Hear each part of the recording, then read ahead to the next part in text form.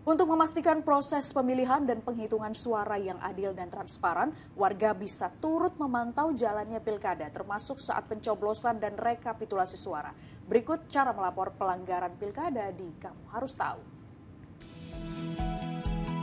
Menjelang akhir masa kampanye pilkada, seringkali diwarnai pelanggaran, termasuk ketika memasuki penghitungan dan rekapitulasi suara yang dijadwalkan berlangsung 27 November sampai 16 Desember 2024. Masyarakat perlu tahu mekanisme pelaporan tindak kecurangan. Hal ini penting untuk memastikan proses pemilihan dan penghitungan suara yang adil dan transparan. Bagaimana caranya?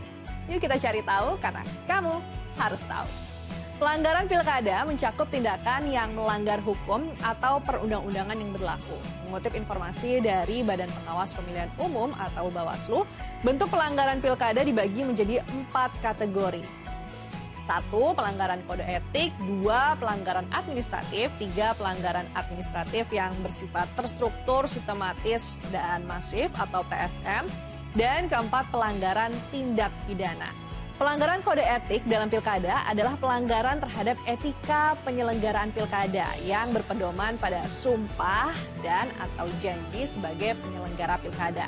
Pelanggaran administratif adalah pelanggaran yang meliputi tata cara, prosedur, dan mekanisme yang berkaitan dengan administrasi pelaksanaan pilkada dalam setiap tahapan penyelenggaraan. Pelanggaran administratif bersifat TSM adalah pelanggaran administrasi pilkada yang dilakukan secara terstruktur, sistematis, dan masif. Sedangkan pelanggaran tindak pidana dalam pilkada adalah pelanggaran dan atau kejahatan terhadap ketentuan tindak pidana pilkada sebagaimana diatur Undang-Undang tentang Pemilihan Gubernur, Bupati, dan Wali Kota. Lantas, seperti apa mekanisme pelaporannya? Prosedur pelaporan dibagi menjadi 2. Melapor langsung ke Bawaslu atau melapor secara daring atau online.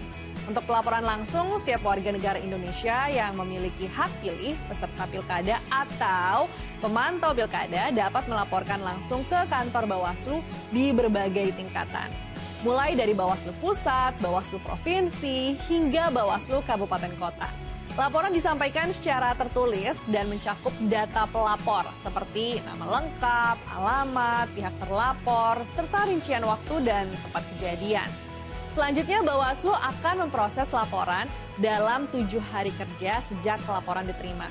Untuk pelaporan online, laporan bisa disampaikan melalui situs resmi Bawaslu atau aplikasi Sistem Pengawasan Pemilih atau Siwasli 2024. Pengguna harus mengunduh aplikasi Siswasli, mendaftar menggunakan nomor induk kependudukan, dan mengikuti instruksi. Setelah login, pengguna bisa memilih kategori pelaporan yang sesuai dan melengkapi detail kejadian beserta bukti yang relevan. Tetapi untuk melaporkan pelanggaran pilkada ada syaratnya loh. Syarat formal meliputi pelapor harus merupakan WNI memiliki hak pilih, pemantau pilkada, atau peserta pilkada. Laporan harus disampaikan dalam waktu maksimal 7 hari setelah kejadian pelanggaran. Keabsahan laporan harus didukung oleh tanda tangan yang sesuai dengan identitas pelapor. Sementara syarat material meliputi identitas lengkap pelapor, nama dan alamat terlapor, rincian kejadian dan bukti pendukung seperti dokumen, foto, rekaman video, dan lain-lain. Jangan khawatir, identitas pelapor tidak akan dipublikasikan oleh Bawaslu. Pelapor yang merasa terancam juga dapat perlindungan dari Lembaga Perlindungan Saksi dan Korban atau LPSK. Ini sesuai dengan Undang-Undang Nomor 5 Tahun 2018 tentang Perlindungan Saksi dan Korban. Hal ini untuk memastikan pelapor merasa aman dan terlindungi selama proses investigasi. Bawaslu RI menegaskan pentingnya kerjasama semua pihak dalam mengawal Pilkada serentak 2024, termasuk dari seluruh lapisan masyarakat. Dengan mengetahui cara melapor tindak pelanggaran dan kecurangan, yuk kita kawal Pilkada 2024 agar menghasilkan pemimpin yang jujur, adil, dan berintegritas. Karena kamu harus tahu.